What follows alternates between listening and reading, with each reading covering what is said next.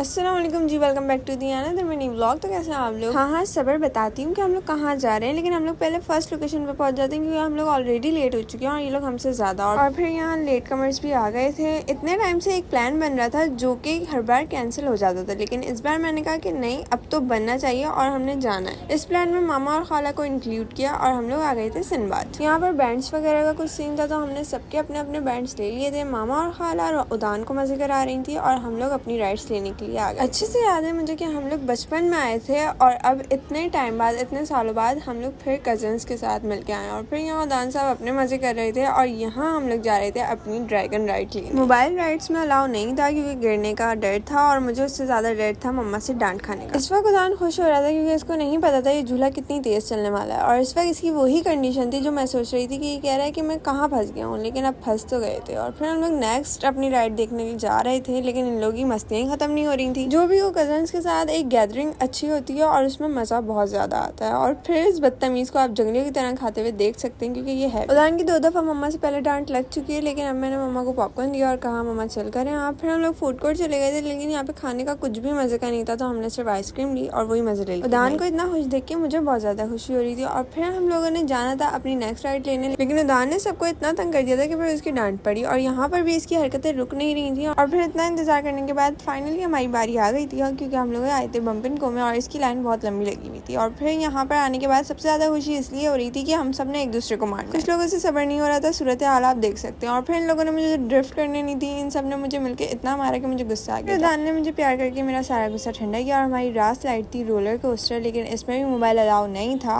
और फिर पूरा दिन इतने सारे मजे करने के बाद हम लोग जा रहे थे फाइनली कुछ खाने पीने, क्योंकि भूख बहुत ज्यादा लग रही थी और हम लोग रेस्टोरेंट आ गए थे। मेरी आप सबको एक पर्सनल एडवाइस है कि अपने कजन्स के साथ एस्थेटिक रेस्टोरेंट में कभी भी ना जाएं, क्योंकि वो अपने साथ साथ आपकी भी पर्सनालिटी की ऐसी तेजी कर रहे होते हैं। फिर हम लोगों ने यहाँ पे खाना खाया और फिर मेरी हिम्मत भी खत्म हो गई थी व्लॉग बनाने की। तो चैनल को सब्सक्राइब करो, मिलते हैं नेक्स्ट व्लॉग में, तब तक के लिए अल्लाह